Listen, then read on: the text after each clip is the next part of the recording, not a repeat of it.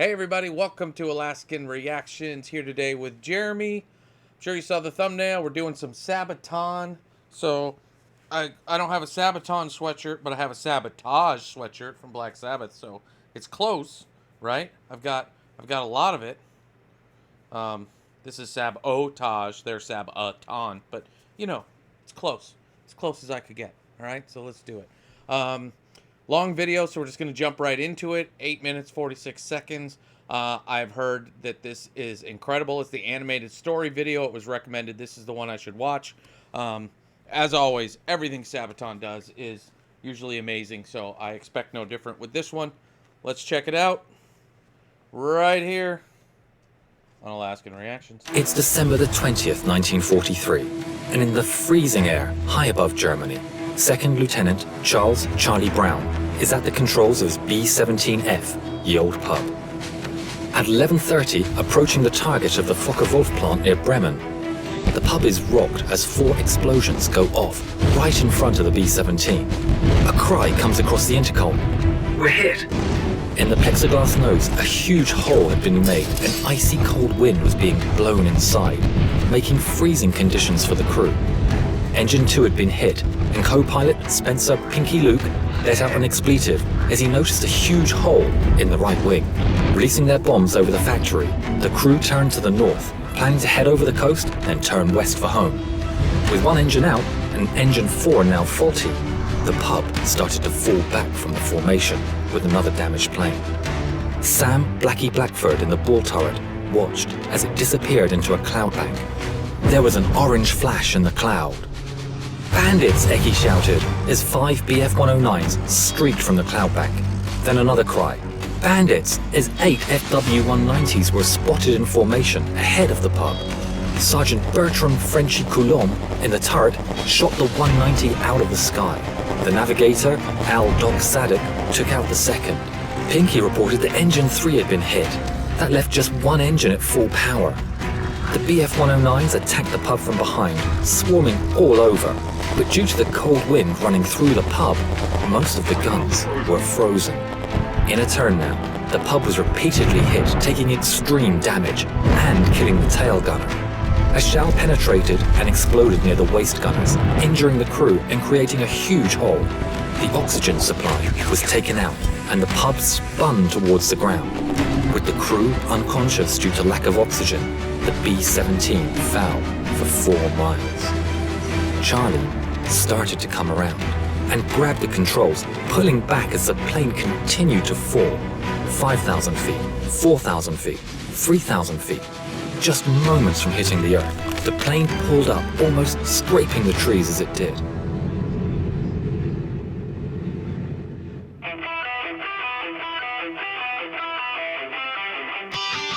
Already fully invested.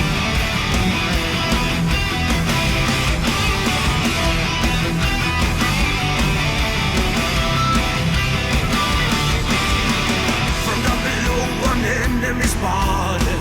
So hurry up, rearm and refuel. But through the bombers damage that brain, see wounded men scatter the ball. Look to the right and then look again, and see the enemy in the eye. No bullets fly, spared by his mercy. Escorted out of the palm's way. Fly, paper is the code of the air. Robbed us, heroes, foes. Killing machine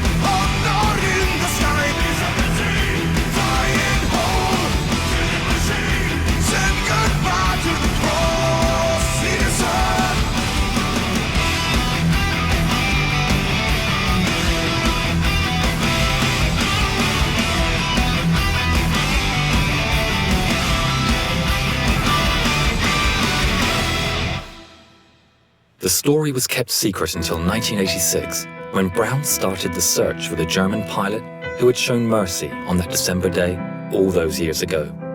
In 1990, Brown received a letter from a man named Stigler, who was living in Canada. Stigler explained that he had been the pilot of the German fighter who had escorted Ye Olde Pup. This video is of their first meeting. Franz, what were your feelings when you met again for the first time? I was so happy as we met that I dropped him, helped him. It wasn't easy.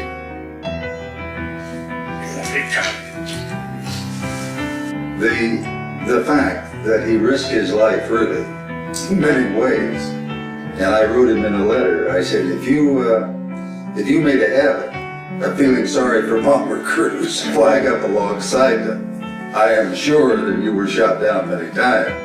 But it was not only the audacity that he came up to us and then recognizing the threat. If someone had seen him and reported him, it could have been a death sentence. Franz gifted Charlie a book, and inside the inscription read, "In 1940, I lost my only brother as a night fighter. On the 20th of December, 4 days before Christmas, I had the chance to save a B-17 from her destruction. A plane so badly damaged, it was a wonder that she was still flying. The pilot, Charlie Brown, is for me as precious as my brother was. Thanks, Charlie. Your brother Franz." In 2008, within a few months of each other, the two firm friends went on their final journey. Franz Stigler never got the Knight's Cross, but as he always said, he got something better.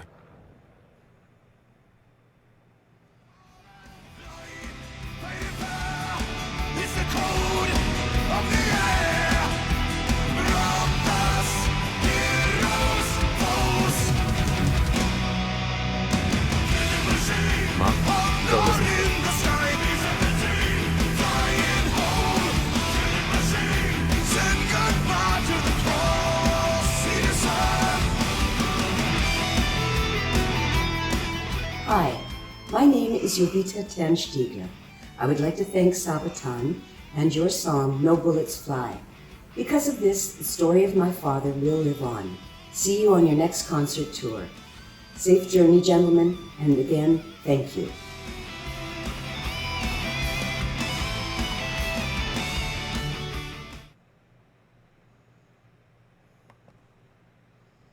Amazing.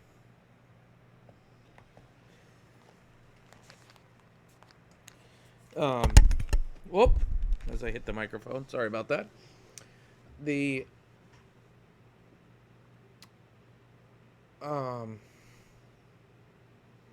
hate war. I hate war. Too many innocent people die because of leaders and politicians' ambitions. Let's just leave it at that. But to see a story like this, especially carried on through generations like that with Stigler's daughter going to a Sabaton show and them showing that even in the midst of horrific war like World War II, there was compassion between combatants.